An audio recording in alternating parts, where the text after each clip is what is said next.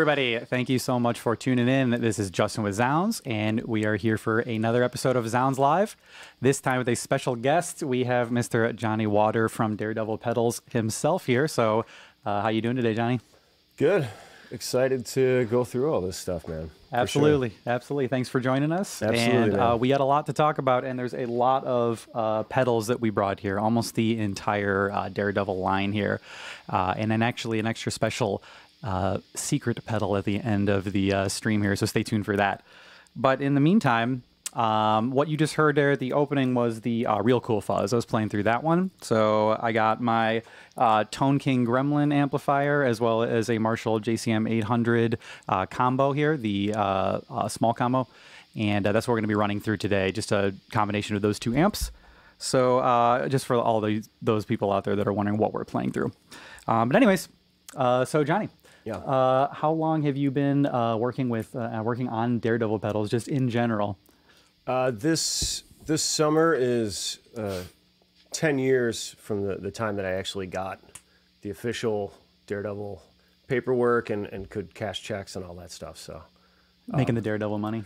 Yeah, which my first PO I dropped off and they gave me a check and I realized that I couldn't cash it.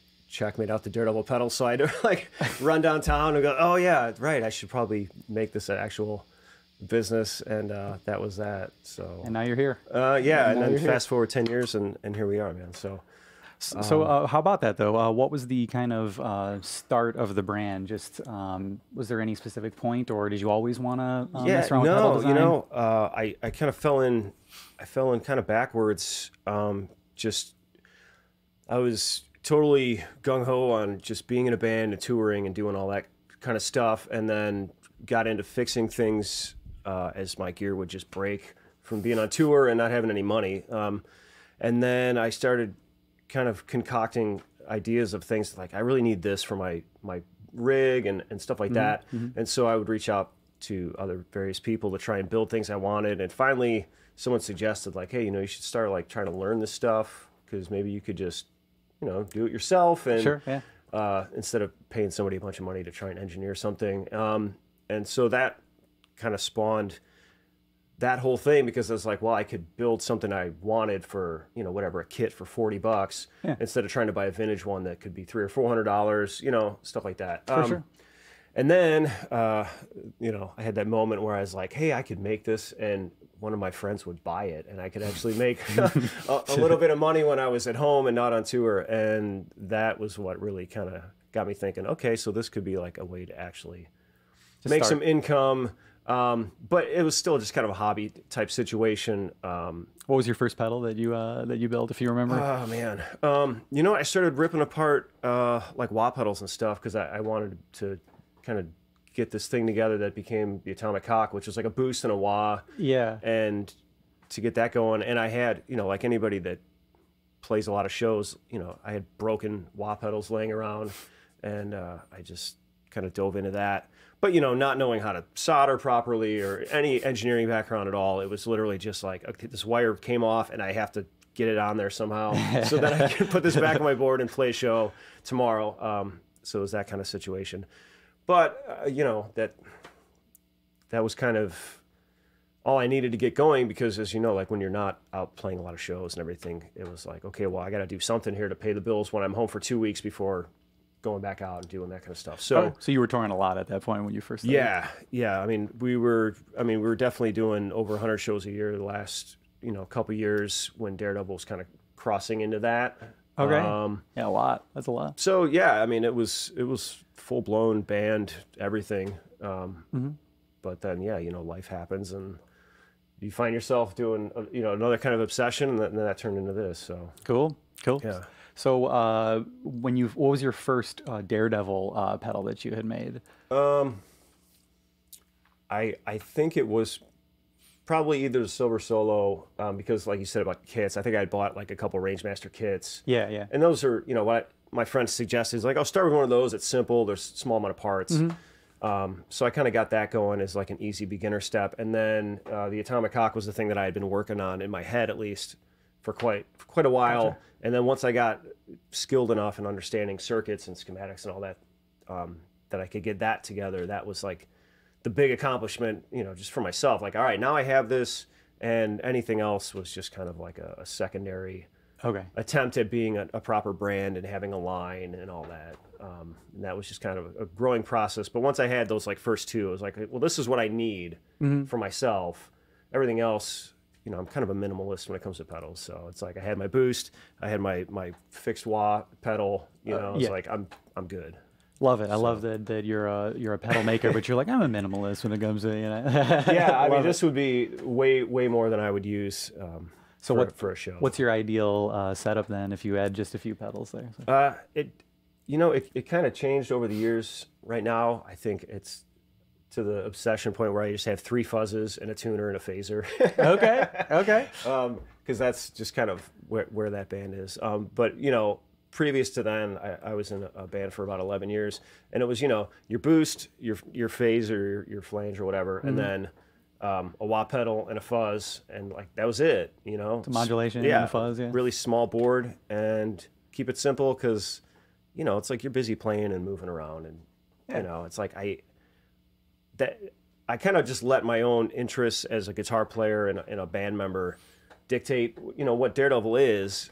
And I've never been a fan of like a lot of knobs and just tweaking things forever and anything that takes more than like 2 minutes to kind of get dialed in. It's like I could never do it. I could never play a Kemper amp, not because I don't like the technology or anything. It's just because I don't have the attention span to sit there and read a manual in order to play guitar, right? You know, so it's like some of my new stuff, as you'll see, a lot of the things I've been engineering over the last year just will have one knob or no knobs because I just, that's cool. Everybody, that's like a trend. People have pedals with like 6 knobs on it and dip switches and all those things. That's cool, and those engineers are great, but that's so not what I like about pedals. So true to yourself there with this stuff, man. That's what I noticed too when I had this whole collection at home this past week and was messing around with all of them, and I really did love the immediacy of it, just diving in, because we've been doing all sorts of new amplifiers that have been coming out, and there's usually more knobs, more features, more connectivity, so it does get a lot more complicated. This is very nice for just diving in, single knob, 2 knob, or at least one for a level and another for maybe like a tone, and then it's nice to just. It's easier to make pedals with a lot of knobs because then you're leaving all the triviality up to the player. So if it doesn't sound good, it's their fault, you know. But it's like if you want to have something with 1 or 2 knobs, like you have to make those tough calls and go, this is what I genuinely think this is, you know, what sounds best, and you're gonna like that too. Otherwise, it's like, well, I can just make a muff with 15 knobs on it, and then it's your problem. Right? You leave all the variables up to the other people. True. So you got to really commit to what you think is best, and it's like, this is the absolute best fuzz sound that I can get out of this thing, and this makes it louder. Go. Right? Yeah, go. So dance, monkey, dance. We got Thunder Falcon over in the chat saying, "Hey, now, how you doing?" So we got it right here. Awesome. Yeah, we got the chat right here, folks. So if you guys out there have any questions for me or Johnny, feel free to drop them there. We both can see this here. Yeah. Cool. Hello, Thunder Falcon, by the way. Thank you for tuning in. I hope that's your band name, or someone's going to steal that as a band name. Octave, pedal, please, and price. Octave, pedal, please, and price. Okay. We don't have the Die Show here. No, we don't. I thought we had it. No, we do not. This is our lineup right now. Unfortunately, we cannot show you that. I could have easily brought that too, and that's the things you overlook at 8 in the morning. Nah. Well, sorry there in the chat. We don't have that to mess around with right now, but we're going to have it. Yeah, we're going to drop the link there for you in case you want to see the price, but we got it on the zZounds site. It's on the website. Yeah. We'll drop that link for you there. God. I know, right? Missed opportunity. There's good videos on the website though. I'm sure there's a video up on the zZounds page. So, sorry. All good. Chris. I'm going to trade. I can't. Chris, Snipper Rebel, the Shiznit, everything.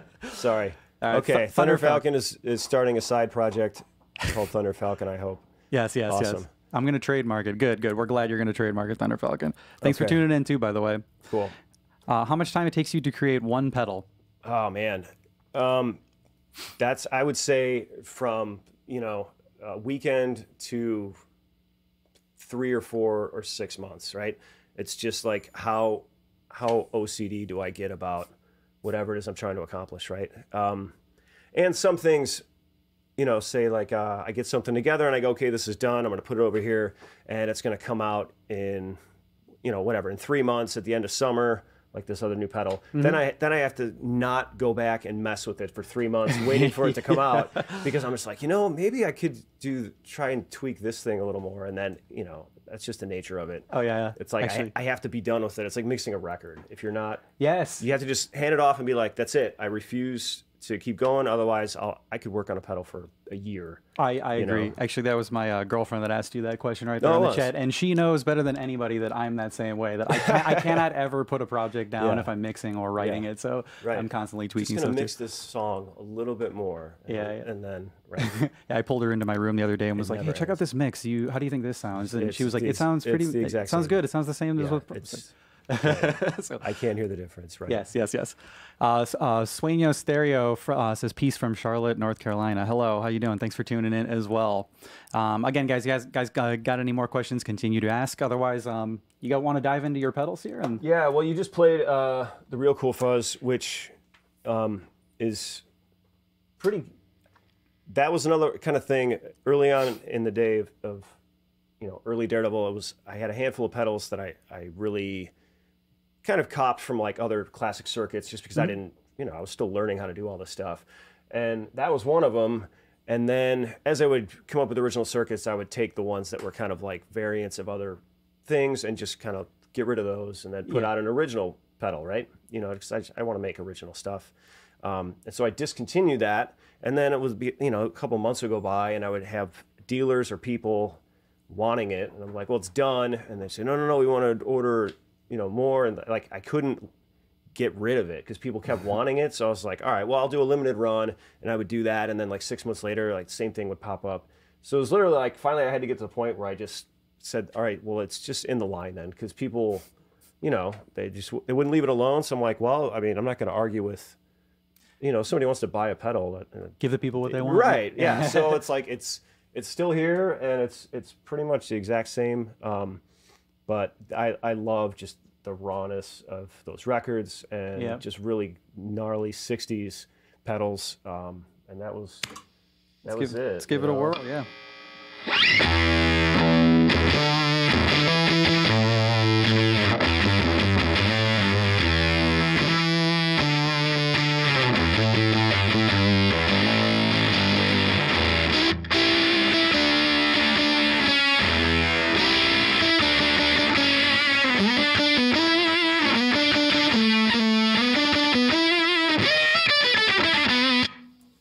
See how that neck goes.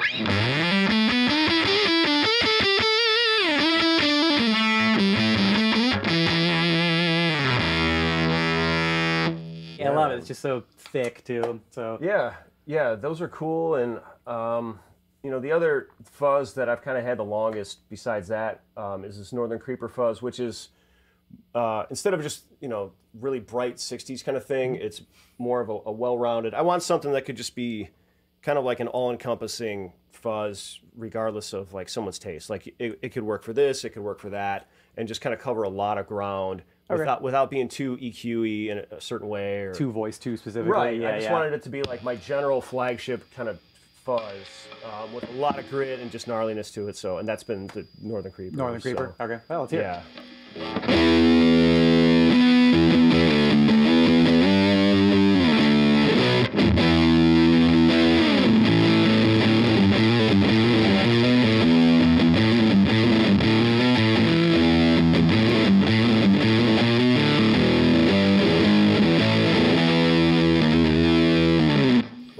Marshall? I think it actually might be the Tone King. Let's switch over to the Marshall amp, though. Yeah, see, that sounds like that one.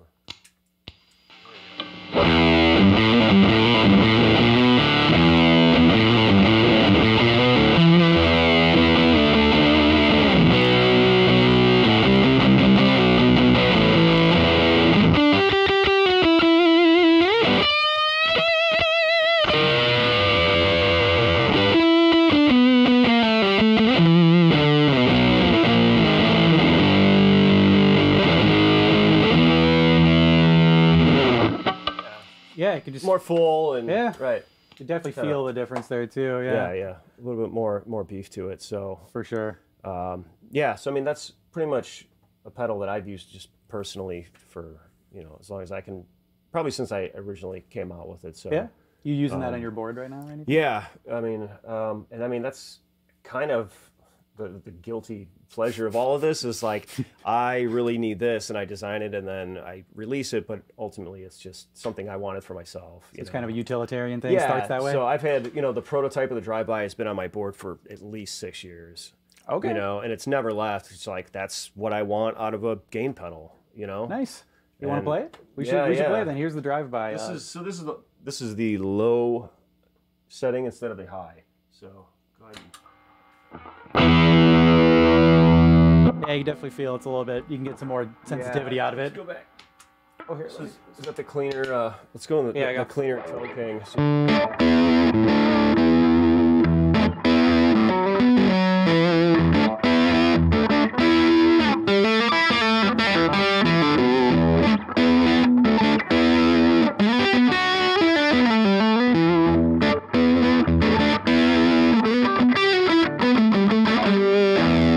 Good sensitivity with that. Yeah, good sensitivity, and it's just like kind of a mid-drive thing, and that's even with that low channel, kind of about 3/4 the way up. You know, so if you want to get to like blackface territory or anything that's just more like a vintage vibe, you can definitely dial it in with that. And then the flip side of that is, well, I also needed to do this, which is more just like the hot rodded, Marshally vibe, right? Which is really juicy and touch sensitive too. But I mean, you can blast away on that, Yeah,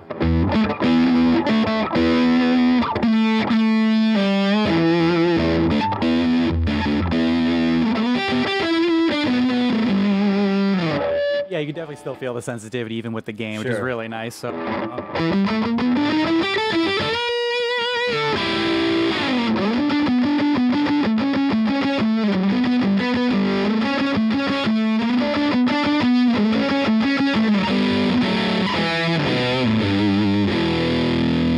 Yeah, it's got like a good sagginess to it almost. Yeah, there's a little bit of sag, and there's some more like low end kind of chunk to it. So yeah, I'm gonna riff on this one a little bit more. Yeah.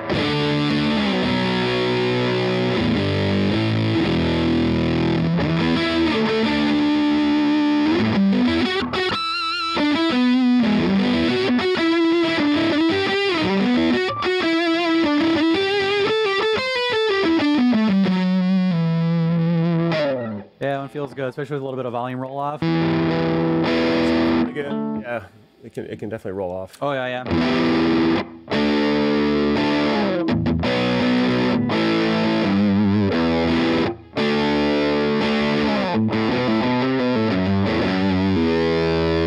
Yeah, it really keeps the voice even when my volume was close to 2 or 3 at the bottom. So I really love that. Like you can hit a cleaner amp with it and still get it to do that, and you can also hit it like like we had this other Marshall dial in too, and you can still it's pretty generous with whatever you're running it into. For sure. Alex Fisher says, is this the most Marshall sounding pedal in the line? I would say yeah. This is the kind of hot gain distortion. I mean, it's really with barring this new release that is going to come out next, but it's definitely kind of the only hot drive that I have. Okay. Which that's just kind of how I am. It's like, well, I did this. This is the way I want it. I'm not going to put out 4 different overdrives that are different flavors. The same thing. Confuse the line. It's I don't need 50 pedals in my lineup. It's like this is the drive. This is this is the Cocteau. This is the overdrive. This is the retro fuzz, and just kind of keep it just my favorite take on whatever that area of it might be. So yeah, it makes sense. And you said that the prototype of this was still on your board of the drive-by? Yeah, which is funny about my board because I've had almost the same thing for like I started this band like 6 years ago, and they're all just like prototype versions of my pedals. So nothing has artwork on it. It's just like tape, and it's all bare enclosures. And then people come up, like gear guys are like, "Oh, well, what's that?" And I'm like, I can't tell. Like Jack White just spray painted his whole thing. I just had the opposite approach, where I just don't even bother. Like, well, I can sell a good enclosure. I'm just gonna leave it in some junky painted thing that looks like garbage, but it's all actually like the guts are released pedals and stuff like that, and secrets. Amazing. So And we have one more secret for you guys later here. So yeah.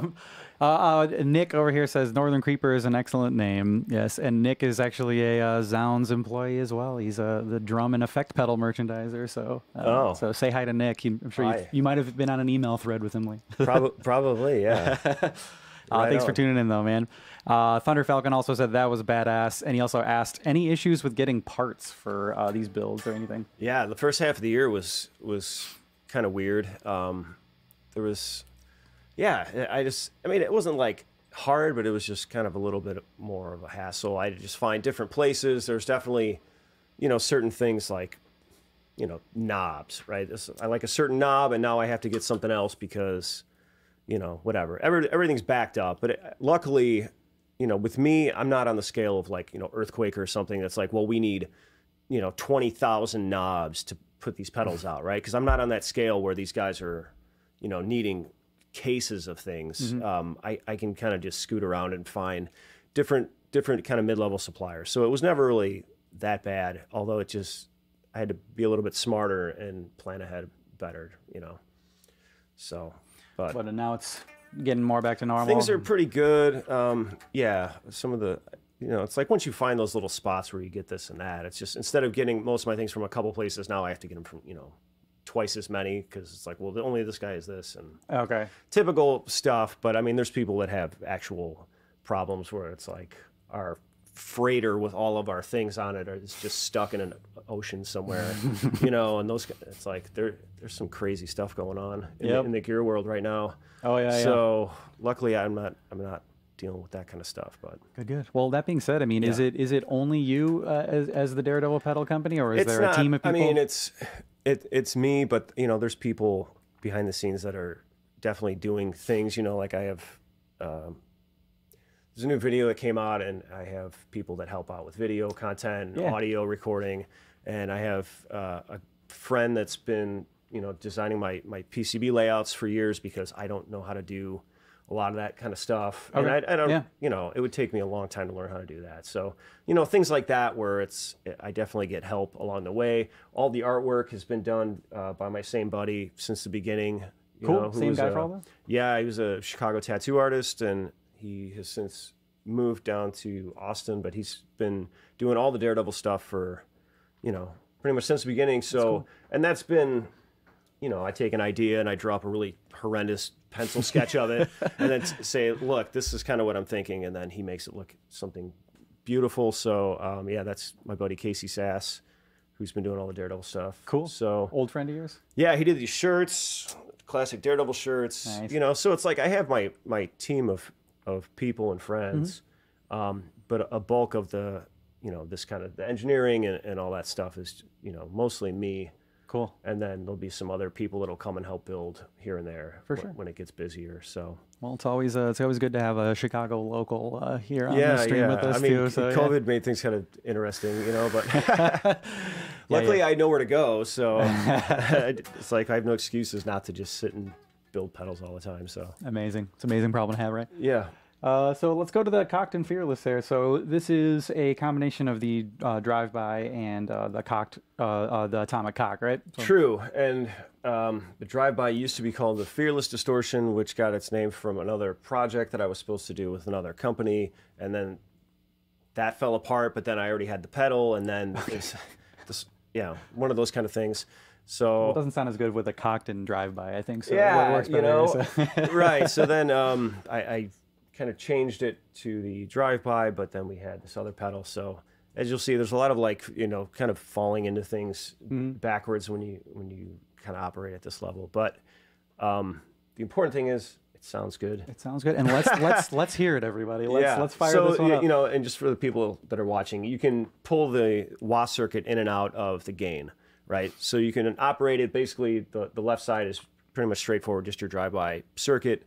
And then you can blend in the wah signal. So Oh, it's really cool too. I know a lot of times people haven't played like a fixed wah, kind of like a cocked wah type pedal, but it is very subtle when you have the blend knob there. So I noticed that you can get super musical kind of filter effects that are really awesome, and not just have it sound like, you know, an overt cocked wah sound. Yeah, if you want to make it kind of sit in a mix somewhere, or just like really subtle EQ tweaks for solos and things like that. Yep. I actually stacked a recording really quick just to check it out, and did one without the cocked wah, and then stacked in a filtered cocked wah on top of that rhythm track, and it was really fun too. It's awesome for that. A lot of guys use it with that blend pretty low, just so you get like a little bit of a high pass thing or whatever. Actually, let's hear it. Let's I'll fire it up. We can mess with the blend control so everybody out there can hear what's going on with it. This is the drive-by side, so this is just the drive-by circuit engaged there. So.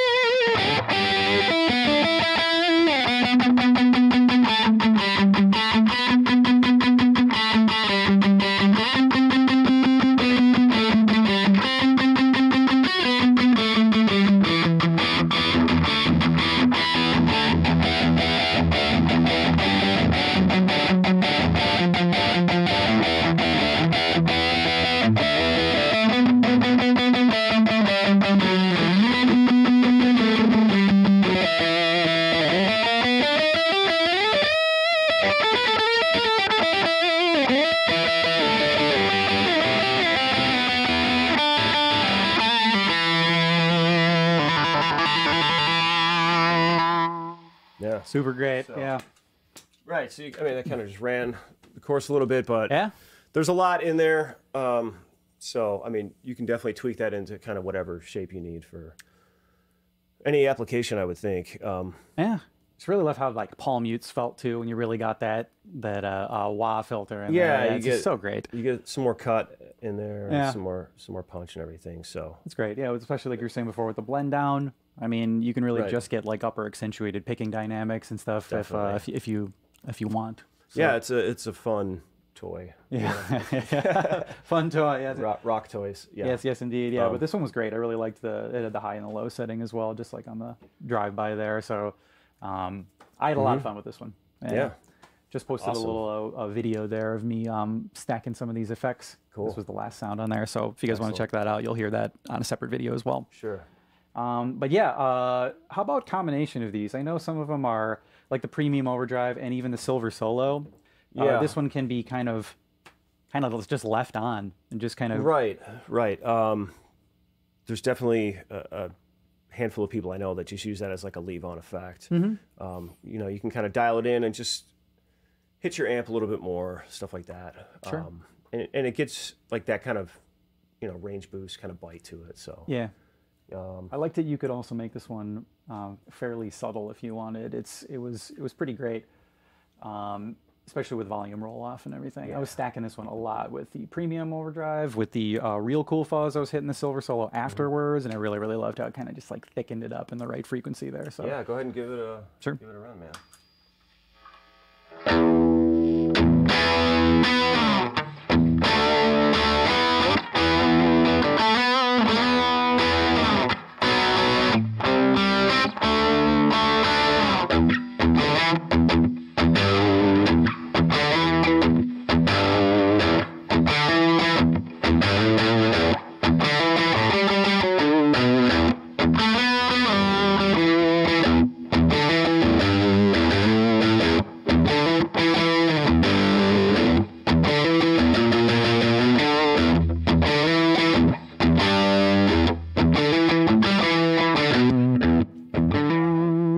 Through right now, is it the Tone King? The Tone King, yeah. Let's put these are great for stacking with Marshalls too, you know. Absolutely. Yeah.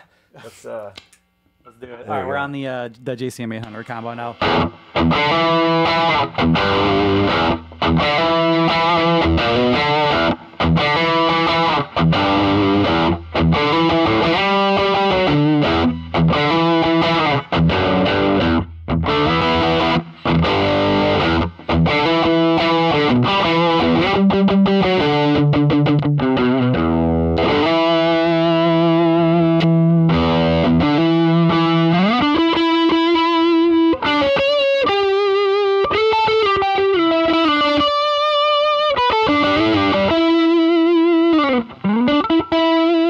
was saying, but you can get really subtle stuff with it though.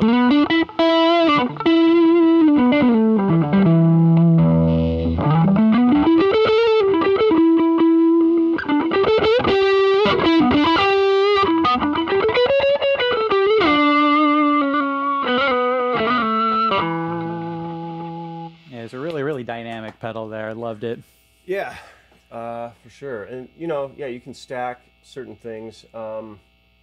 You know, mostly what I do, and like with the drive-by, you know, a lot of times I'll have that always on. Okay. You know, so you can stick things like the premium in front of it or silver solo and just kind of tweak that accordingly with any of your leave-on type pedals. So. Cool. Yeah. These worked really, really well for that, which isn't always the case with some total lines, but since I had this whole collection here at home, I really had fun kind of stacking some of them. Glad to hear, man. Glad to hear. Absolutely. Cool. So let's hear the, actually let's hear the premium. I think we skipped it before, so. We hopped over it. Yep, yep. We got to give it the premium treatment, man, so. All right, so what do we got the JCM 800 right now, so.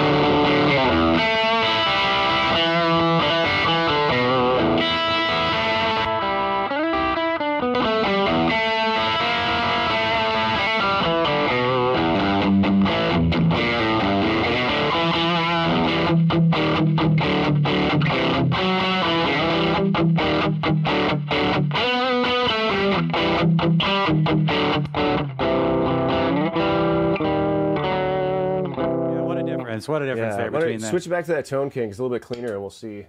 You know, you can get a little more sense of the range of the preamp. A little bit of the character of it. Yeah, so this is the Tone King now, guys, that we're going through. A little cleaner setting.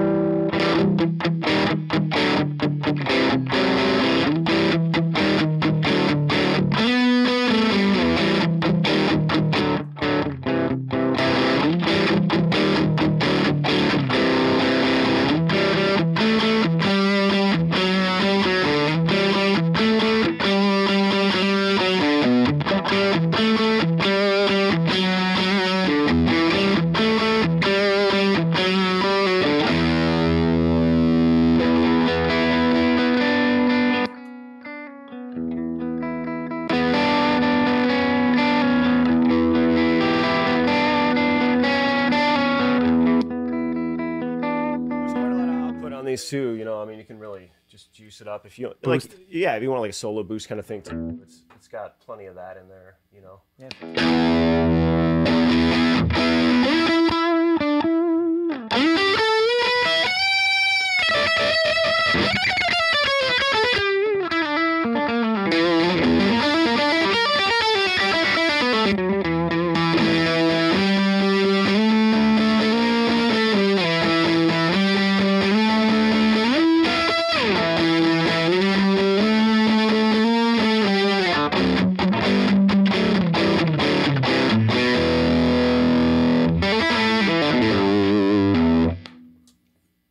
Very cool, man. Yeah, I really, really like that one. Again, I feel like you just get a lot of like character from whatever amp or guitar you're using that shines through on these a lot, and I really like that. So, like, I like a lot of tone from the pedals there, but as long as you can really get a lot of like kind of control with it, and at least some character retained instead of just smashing it with. Yeah, and not just being like, kind of like a on or off kind of one trick thing, you know. Yeah. Like to have a little bit of.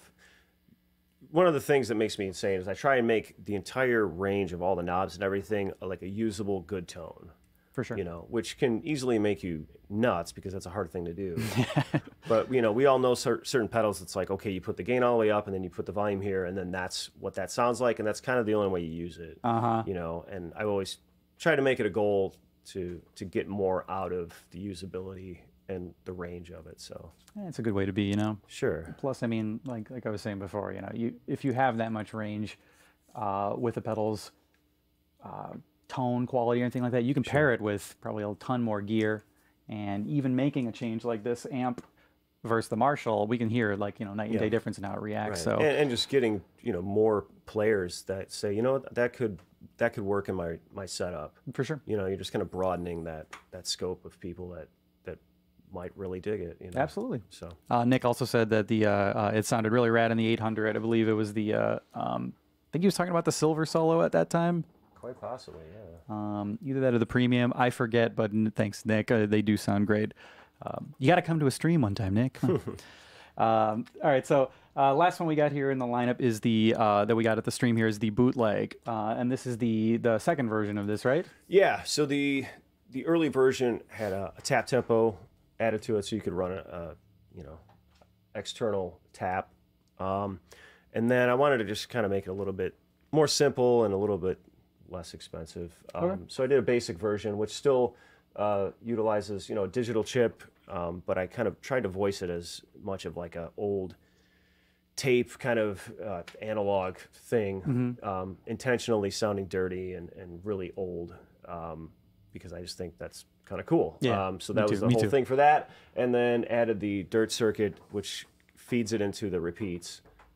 So you get all this gnarly gain and stuff on the repeats coming back at you, which you can dial in and out. So you'll hear it, but there's every time I go to, like, you know, okay, test these before I put them in the box, it's like, you know, 30 minutes later, I'm still sitting there. You know? Just I always get super wrapped up into playing these because they're really fun. Yeah. And yeah, they're cool pedals. Absolutely. You know? Let's hear it, man. Yeah, I'll fire it on if you want to mess around with some settings, like maybe the dirt knob or. Yeah. Let's start with that down, and then, you know, you can even we'll kind of lower the time and stuff like that, so you can just get a sense of. Yeah. Cool. You know, kind of lower settings, a little bit of, you know, slap kind of thing. Cool. So We're on the, I believe we're on the Tone King right now still. So.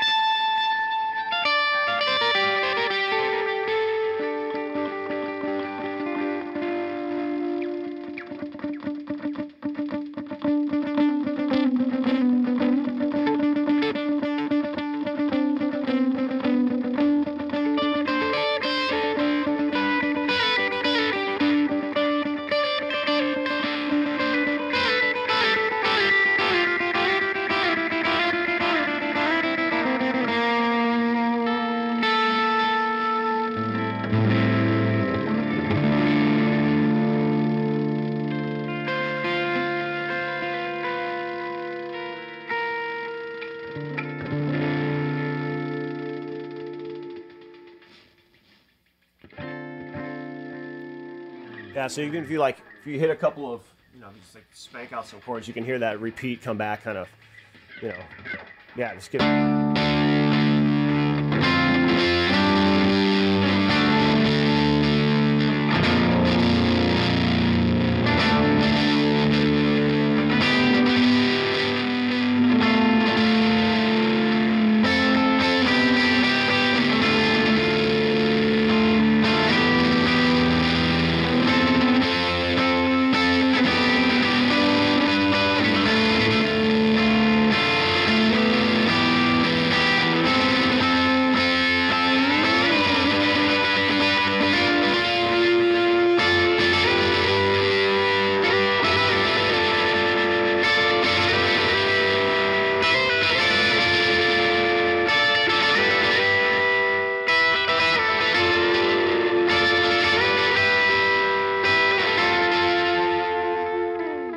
It's kind of a lot in there. You Love know? it. Yeah, love it. Love it. Nah, it's easy to hear there, man. But yeah, I love that dirt circuit. It's just, you could really tell the difference when we had it cranked up and it was just clean amp, and then the noticeable like dirt coming on the repeat. Yeah, and like super cool. how it tails off, just you can kind of get lost in it a little bit. There's a lot. Yeah. There's a lot kind of crammed into it. It can be overwhelming if you want it to be, but it can also be like really gentle with just these kind of cool ethereal things coming off of the repeats. You know. For sure. Yeah. Right. Yeah. Low blend and kind of rock it that way. For sure. So did you kind of design it to make the tails kind of brighter almost in a way? So I did, because that was one of the things that always irked me about like old style. I mean, everybody has like classics, DM2 and all that stuff. But it's like it tails off and it just kind of gets murky and dark. Right, and that's that thing. So usually I want to figure out ways to make things stand out from, I don't want to just replicate. Well, that's how the old one is, so I'll do the same thing. But yeah. It's like, yeah, let's just make this kind of nuts and intense and do something that some people might think that's crazy. But, if you want like really beautiful, clean, pristine delays and stuff like that, there's other people that make those. Yep. And they're really expensive and they have a lot of knobs. And this your favorite thing in the world, right? Your and this thing. Is not what that is at all. I want this to be something like if you found an old moldy Echoplex in your basement, and like, I wonder if this even works, and then it, you started getting some weird noise out of it, and that was the approach for that. So cool. Well, let's stack it with something. Let's throw a dealer's choice. How about you pick something else you want to throw in there? We'll get the creeper going, and we'll get some of this there. Let's see what happens. All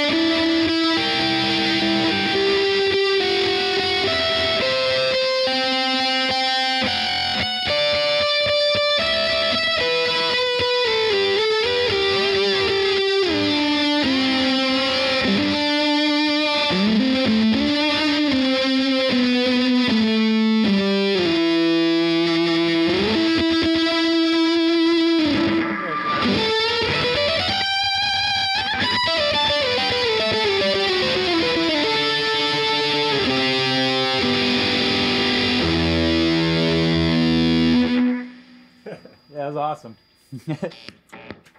Yeah, the creeper, man. The creeper just works so well with that one. So, yeah, for sure. Creeper, and I think that was the Tone King as well. So yeah. Want to switch over to the Marshall?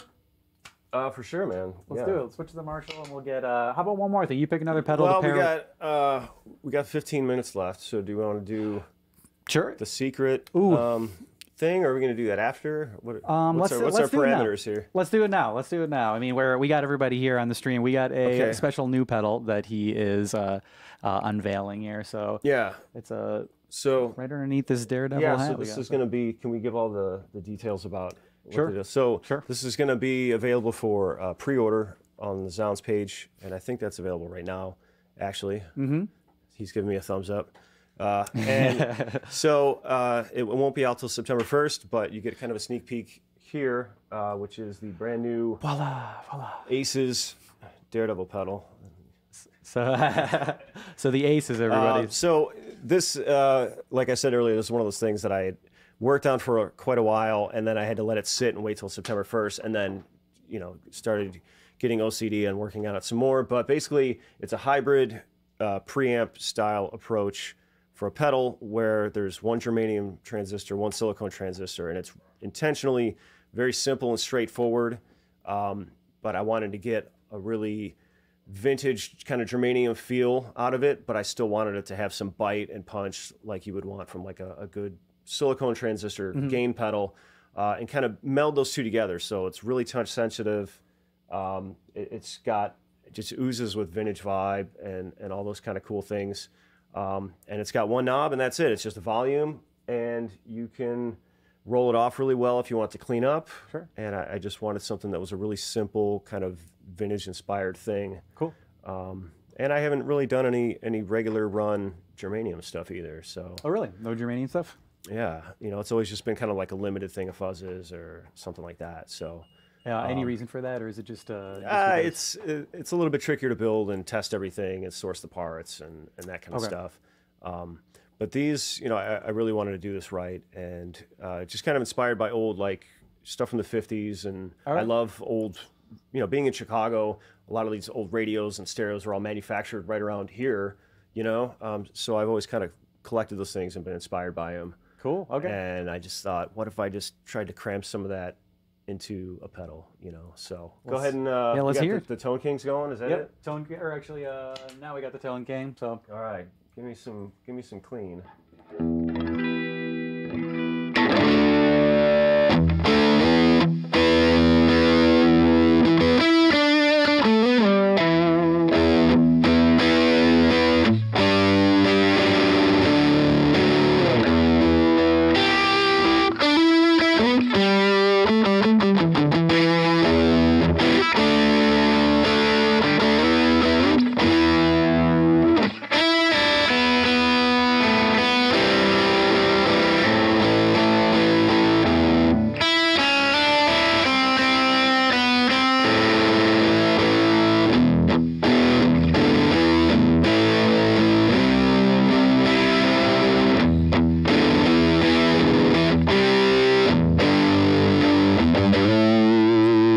It's pretty touch sensitive, you know? Oh, yeah. In like a ZZ Top kind of way, which is cool. And the other thing that I really wanted to get was like a neck pickup and stuff like that. It still maintains kind of its definition and doesn't get all like muddled down or anything, you know? Okay, let's hear it.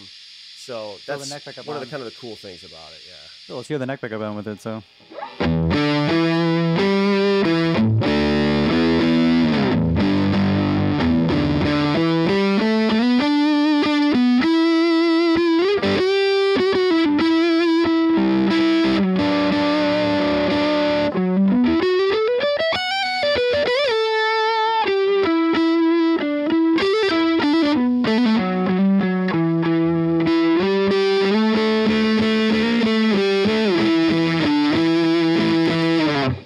So definitely it's, you know, it's really rich and kind of harmonic. And yeah, I just wanted like kind of a really juicy front end type thing. Yeah. So if you had a really clean Fender amp and you just wanted something to make it seem not so stiff and clear, you know, you could put that in there and still have like a vintage thing without having it to be either, you know, a really clean tube screamer type thing or the other direction, which would be a distortion that just crushes your tone and flattens kind of, everything. yeah, it just kind of oversaturates it. So now it still seems really natural and kind of dynamic, like if it was an old, you know, combo or something from the 60s that was just juiced up all the way. Yeah, you know? It did feel pretty good. Right. You don't lose anything when you're picking light on it. So I really like that. So I wanted it to be, you know, very vintage and guys that get super into that whole tone, you know, tone obsession thing with vintage amps and vintage guitars. Like, you can dig this too, but then I also have friends that are like, well, I play a JMP through a stack and I have an SG, and it's like, well, there's your extra, you know, juice for a solo or something. For sure. You know, so it's pretty all kind of goes across the board. So awesome. Well, Nick over here says, such a cool idea with the single knob. I agree. They could, like you said before, it could have went a whole different direction where there was 10 knobs on it for dialing in, but I like that it's just, and this is what it is. Yeah, man, I tweaked on it forever because it's almost like the things that are more simple, it's like one little part can change so much of the tonality of it, and it was just like, I have to try this through as many different amps as I can and many different guitars just to make sure I'm not missing something, you know? So it was kind of cool that I had enough time to really do that pretty much over the course of the last 3 or 4 months. Yeah, that was how long it took you to kind of tweak it? Yeah, just here and there, and sometimes you have to take a break and come back and listen to it again. Just be like, all right, is this still what I, you know, sometimes your brain starts hearing things that it's not really there. Oh, yeah. Speak of the devil, like when I'm doing like album mixes or something like that, I always try to take like a week off and come back to it. Yeah, and then you come back and go, what? I don't even know what I was hearing. This sounds great. You know, you just got to like double check your ears. But Thunder Falcon over here again popped in and said, gotta say, I like the tones. So awesome. Thanks. Appreciate it. Thank you very much. So how about we fire on the Aces one more time and want to pair it with something, or you want to throw it on some delay or something? You know what? Why don't we do it? We just did it with the Tone King. Why don't we go ahead and hit it with the 800? Yeah. Just as like a little, you know, flip side of it. Let's see how this thing sounds. Yeah. Go ahead.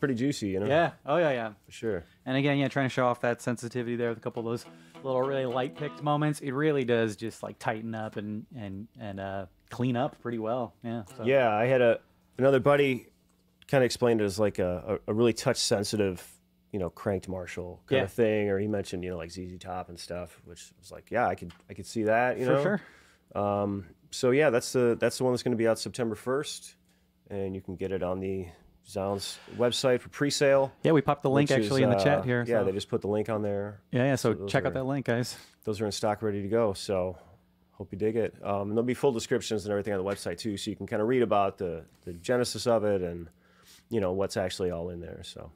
Well, thanks so much for unveiling that for us. Now, man, this is a treat to an unexpected treat that we get to play this. You heard it here first. Yeah. Yep. Sure. Anything else you want to cover with these pedals, man, before we get out of here? Well, I think unfortunately we didn't have the Die Show on here, but that was the fuzz octave, independent fuzz and independent octave, which is available on the website. We just didn't have it here to demo. And we also have the British Black Belt, which is basically my attempt to emulate those little Marshall belt loop amps. But in a pedal form, which I thought was kind of a cool idea because a lot of people record with those. So you can either have it on that setting or another setting, which is just a straightforward channel from that amp, but in a guitar-friendly format. So those are all up on the website. But I think out of those, that's 1, 2, 3, 4, 6, 7, 8. I think that's it. I think that's the whole line. I might have been missing one, but yeah, we got amazing. Everything's on the website. Unfortunately, we forgot the Die Show, but that's next time. Yeah. Next time. Next time. All the videos are on the website too. So, well, if there's any last minute things that you guys want to ask Johnny over here, then feel free to pop them in the chat. We got that pulled up, viewable here. So, yeah. But once again, man, thanks for doing this. Really appreciate you coming and kind of giving us the scoop on all these pedals, and also lending us so we could shred on these the past week. Yeah, so, yeah, for sure. You guys can all play around with the new one. I'll leave that here. Oh yeah, Nick mentioned the Hype Boost, which is the no knob pedal. I was actually there we go. There you go. That was right after COVID, and I was in such a bad mood from the NAMM show and just the winter in general, and all the pedals a lot of the pedals that had come out at NAMM. I was just like really frustrated with certain trendy stuff, and people were putting out things that I didn't think were cool or genuine. I was just really in a bad mood with the gear industry and everything, and I said that's it. I'm literally putting out a pedal with no knobs on it, and I went in the backyard and took a piece of cardboard and just spray painted Hype on it, and I took a photo and I sent it to the guy that prints my pedal enclosures, and I'm like, that's it. I don't even care. And then I just made the loudest, best sounding boost that I had built up to that point, because I was always building boosts for myself. You know, I'm like, all right, I'll make one of those and one of those, and I just was always swapping them out to see what sounded best. Not for any intention of putting them out in the world. I just needed a good boost that stacked well with my pedals. Okay. and that was an FET boost that I had tweaked and kind of been using for a while. And I'm like, all right, I'm going to put that out. I'm going to put no knobs, and you turn it on and off. And I literally did the whole thing in like a couple days, and I put it out. I was just like, you know, I felt like it was a kind of a cool punk rock rebuttal to everybody. It's like, oh, this is our new thing we're going to do in the, you know, put out these expensive pedals with 8 knobs on it. And I was like, no. $89, loud. no knobs. Step on it and it's loud. Very cathartic build there. Yeah, but it does really, it stacks great with other pedals, and it's great for just driving your amp, like you said, like a leave-on pedal. Yeah. So, I mean, people that have them love them, and I love got mine a lot. We got a guy in the chat, Alex Fisher, right here, that just popped in and said, "Hype boost, love mine." So yeah, they're great, and I mean, I had been using mine for probably at least a year at that point, and I was just like, this is the best thing that I've played yet. So killer. That was it, man. There's not a lot of no-knob pedals out there, man. Right, right. I think Gear Dogs and Chibson even did a video about the buyer had a meltdown because there was no knobs and he didn't know what to do. And he couldn't wrap his head around it. Well, Nick over here works for us. The pedal merchandiser just commented, "What's better than one knob?" Right. None. No knobs. None. Yeah. None more knobs. Yeah. Awesome. Well, we got most of the line here, though. Hopefully you guys enjoyed us kind of walking through this and kind of getting to hear from Johnny here about the brand history there. Sure. But, you know, I'm sure you got plenty of other stuff in the works right now, too. You're cooking up, too. There's 2 other pedals that are done that are coming out before the end of the year. And I don't know when that will be because waiting on things to happen. But they're done, and I know what they're called. And, and I know what they look like. I just need everything else to fall into place with manufacturing end of it. But you'll be definitely hearing about that before Christmas. So killer, man. Keep us in the loop then. Yeah, I want to pop by here and do another one later. Yeah. Another stream. I know, local. How cool, right? Right, you're down the street from us. I just drove over to Old Irving Park, and I'm gonna have to go down to the guitar shop down the street. So. Yep. It's a good excuse, right? Yeah. For sure. Well, again, Johnny, thanks so much for dropping in and spending some time with us and getting to show off these pedals. So very cool. Appreciate it, guys. And again, thanks for tuning in for those of you out there that saw the stream, and keep a lookout in a couple weeks for the next one. And until then, we will see you then.